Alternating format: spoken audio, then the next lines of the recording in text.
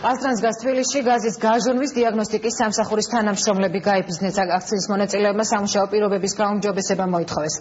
თანამშრომელთა შემცირებული ხელფასები და ასევე შეზღუდული ტექნიკური რესურსი, რაც მათ საქმიანობას აფერხებს. კაპიცულთა მთავარი პრეტენზიები და კომპანიის პასუხი თემაზე ბესოდვალიძე, ნუკრიბაზაძე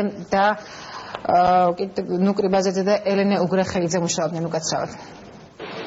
აზტრანსგაზ თბილისის უსაფრთხოების სამსახურის თანამშრომლებმა გამაფრთხილებელი აქციაში სამუშაო დღის დასაწყისში კომპანიის ოფისის წინ მოაწყვეს. ისინი ანაზღაურებისა და შტატების შემცირებას აპროტესტებენ. ამბობენ, რომ განახევრებული შემადგენლობით უსაფრთხოების ნორმების დაცვა შეუძლებელი ხდება და გაზის გაჟონვის საფრთხე მატულობს. სოსო სიმონიშვილი, რომელიც გაჟონვის დიაგნოსტიკის ლაბორატორიის დამაარსებელია, აცხადებს, რომ დაზიანებული მილების აღმოჩენასა და მთელი ქალაქის მასშტაბით მათ რეაბილიტაციას მხოლოდ 15 ადამიანი ვერ უზრუნველყოფს.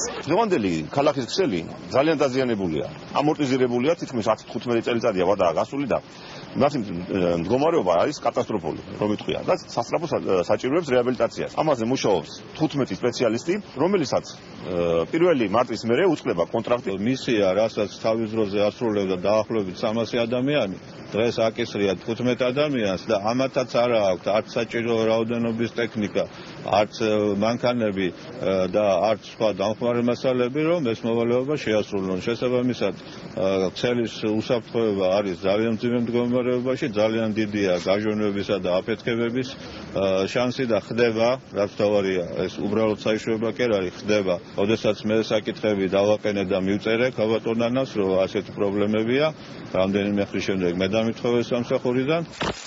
აქციის მონაწილეებმა ის კადრები მოგვაწოდეს, სადაც მათი მტკიცებით ჩანს, რომ გაზის გაჟონვა სისტემატიური ხასიათისაა. გაზის გაჟონვების აღმოჩენის თანამედროვე აპარატურა გარემოს დაცვის სამინისტროს ინფორმაციით აზტრანსგაზისთვის უცხოელმა ინვესტორებმა შეიძინეს. თუმცა სამინისტროში ინახება წერილი, რომელსაც ხელს კომპანიის 20 თანამშრომელი აწერს. განცხადებაში ნათქვამია, რომ აზტრანსგაზში გაზის გაჟონვის მონიტორინგი არ ხორციელდება. მიმართვას ხელს სხვა თანამშრომლებთან ერთად დღევანდელი აქციის ორგანიზატორი სოსო სიმონიშვილი აწერს. მისი განცხადების საფუძველზე პარლამენტის დარგობრივი ეკონომიკის კომიტეტის თავმჯდომარემ საჩივრით გარემოს დაცვისა და ენერგეტიკის სამინისტროებს მიმართა. ძალიან ოპერატიულად გამოგხმაურა თუმცა ერთი შემდეგ გარემოს დაცვის სამინისტრომ დაადასტურა აღნიშნული პრობლემები.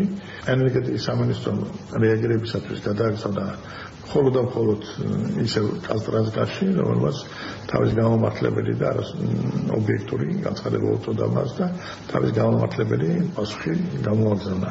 თუმცა მიმაჩნია, რომ ენერგეტიკის სამინისტროს ეს თავად უნდა განახორციელება მისი კონტროლი და შემოწმებინა რა ხდება და როგორ ხდება.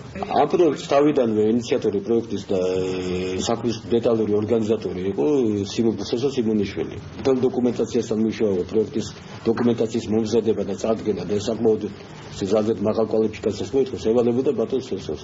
ჩვენ დავეყრდნით თანამშრომელთა წერილს, სადაც გამომდინარეობს, რომ ამ ლაბორატორიის მუშაობა ამბიზიანად პარალიზებული და მონიტორინგი არ მიმდინარეობს. თანამშრომელთა განცხადებების კომენტირება ჩვენ ყაზტრანსგაზის აღმასრულებელ დირექტორს თხოვეთ. ანა თაქთაქიშვილი ამ თემაზე საუბარს საჭიროდ არ მიიჩნევს. მის ნაცვლად სატელეფონო კომენტარი კომპანიის საზოგადოებასთან ურთიერთობის სამსახურის ხელმძღვანელმა გააკეთა. თუ რაღაცა არასწორად გააკეთა კომპანიამ, ხო, მაშინ ეს უნდა გამოჩენილიყო, რომ ღმერთმა დაგვიფაროს, ან ავარიების, ან აფეთქებების, ან გაჟონვების, ან რაღაცის რიცხვს უნდა გაეზარდა. კადრების ოპტიმიზაცია ამ სამსახურში ხდება, იმიტომ რომ კომპანია მუშაობს გაკოტრების რეჟიმში. მათ პირიქით სთხოვეს, რომ 1 მარტიდან განახორციელებინათ შემოვლა გეგერი მთელი თბილისის მასშტაბით, ეს არის უსაფრთხოებისთვის აუცილებელი. მათ თქვეს, რომ ამას გააკეთებენ მხოლოდ იმ შემთხვევაში, თუ გაეზრდება ხალხასი და განემარტათ, რომ ამ პირობებით, ანუ აი ამ სიტუაციაში ეხლა არ არის ამის რესურსი.